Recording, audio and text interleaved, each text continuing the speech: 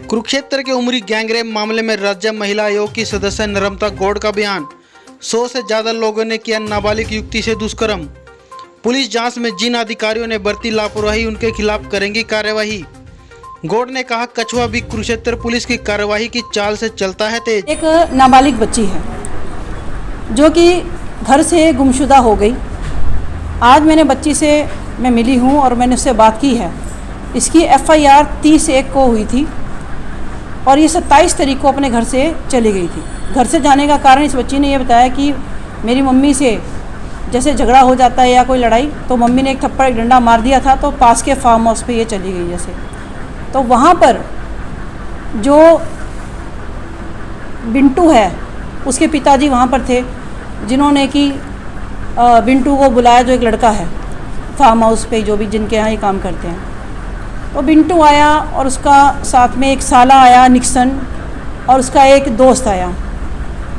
आप देखिए इन लोगों ने मतलब जो इसको बेहोशी का इंजेक्शन दिया या जबरन जैसे इसको मुंह बांध कर इसको जैसे भी लेकर गए तो वो किसी लड़की हालांकि बहुत सहमी हुई है और अभी भी हालांकि मुझे ऐसा लग रहा है कि कुछ शायद उस स्टिग्मा से निकली है, लेकिन वो बिल्कुल अनपढ़ है, जिसके कारण वो उसको तारीख और दिन ये इतने ज़्यादा उसको नहीं पता है।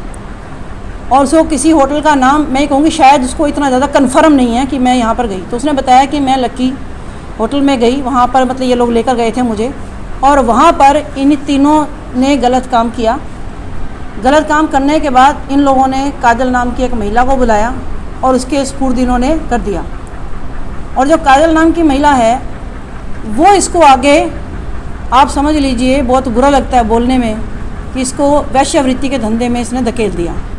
और इस दौरान जो बच्ची बताती है कि कभी कभी तो हर रोज़ और कभी कभी एक दिन छोड़कर दिन के अंदर कम से कम 4 या 5 बंदे हर रोज़ आते थे जो इसके साथ गलत काम करते थे। अरेस्ट हो चुका है, काजल इसमें अरेस्ट हो चुकी है, सोनू खान अरेस्ट हो चुका है, एक संदीप जो कि होटल का मैनेजर बता रहे हैं वो अरेस्ट हो गया। जो कि सोनू है सबसे एंड में, मतलब लड़की ने जब वहाँ से भागने की कोशिश की और भाग भी ऐसे पाई, काजल उसका पति और उसके साथ कोई लड़का और एक और लड़की जो कि इसी गलत काम करने के लिए वहाँ पर रखी हुई थी। तो उस लड़की ने इसको बताया बच्ची को कि भाई ये सब शराब पी रहे हैं, शराब पी रहे सारे शराब पी रहे हैं, एक काम कर तू यहाँ से निकल जा। उसने उसको निकलने में, उस बच्ची ने उसको निकलने में मदद की और जैसे ही उसको वहाँ मौका मिला उसने पड़ोसियों को सारी अपनी व्यथा बताई और कहा कि मुझे पुलिस को फ़ोन कर दो। कह रही मैं तो अपने माँ बाप को भी भूल गई, मेरे पुलिस को फ़ोन कर दो ताकि मैं अपने माँ बाप के पास पहुँचूँ। मतलब इतना ज़्यादा उसको डरा कर रखना।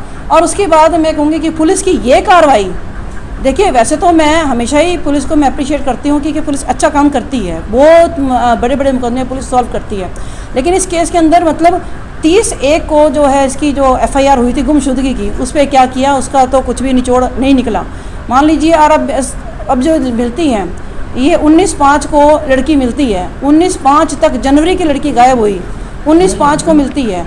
अगर वो लड़की को कोई मार देता, कुछ भी कर देता, कौन जिम्मेवार होता? दूसरी बात, इसके अंदर महिला के पास जब पुलिस बच्ची को जब लेने के लिए आई है तो वहाँ पर उसने बताया कि मुझे 5 पुलिस मतलब आई थी, कांस्टेबल आए थे, लेकिन उसमें से एक भी महिला पुलिस कांस्टेबल नहीं थी। 5 आए, वो इसको समझ रही है कि मेरे फ़ोन करवाते ही पुलिस आ गई, आधे घंटे के अंदर अंदाज़ा वो आ गए। लेकिन वो तो मैंने उसको पूछा कि भाई क्या कोई महिला आई, तो उन्होंने कहा कोई भी महिला कांस्टेबल नहीं आई। जब क्या जानते हुए क्या संगीन मामला है, क्या बच्ची को आप लेने जा रहे, नाबालिग बच्ची है या कोई भी एक महिला है, उसको लेने के लिए आप रेस्क्यू करने के लिए जाते हैं और वहाँ पर एक भी जो है महिला कांस्टेबल नहीं जाती है। ये अपने आप में बहुत ही दुखद जो है घटना है। और उसके बावजूद इसके अंदर जो है गाड़ी का इस्तेमाल हुआ है, गाड़ी के अंदर लेके गए हैं। और जो काजल नाम की महिला उसको मोटरसाइकिल चलाना जानती है, वो मोटरसाइकिल पर लेके जाती है, उसका पति उसको लेके जाता रहा है।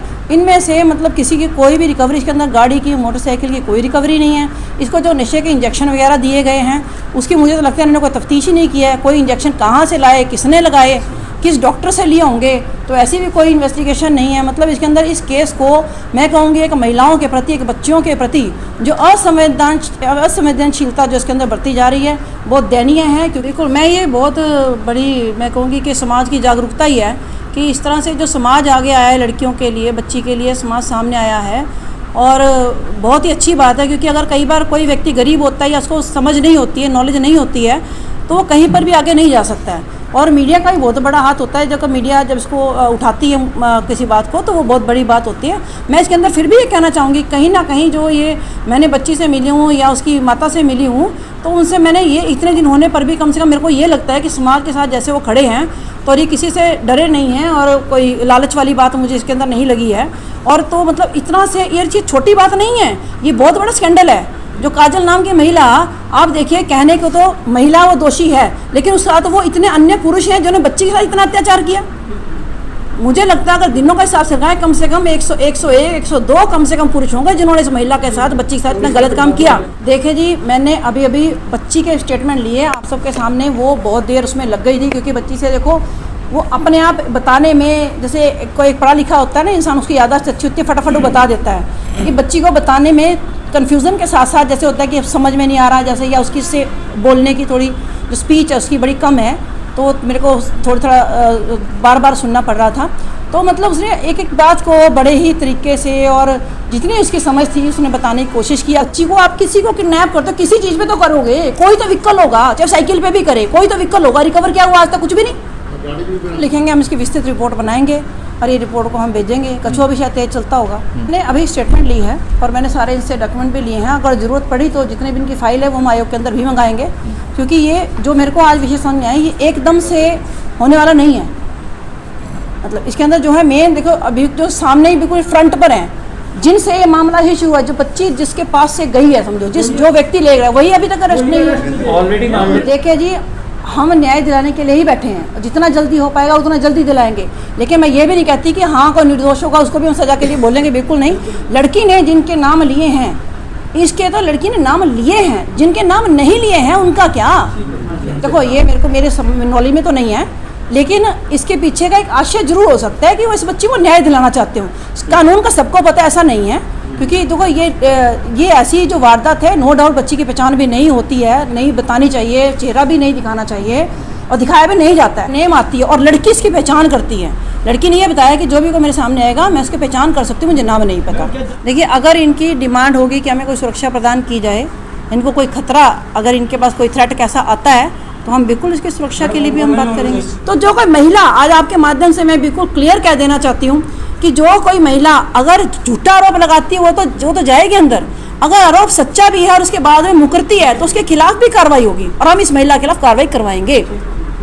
क्योंकि आज बिजी होने के कारण मैं आज रिपोर्ट इन दोनों ही केसों की दूंगी और उसके बाद जो इसकी कार्रवाई बनती है वो जरूर होगी।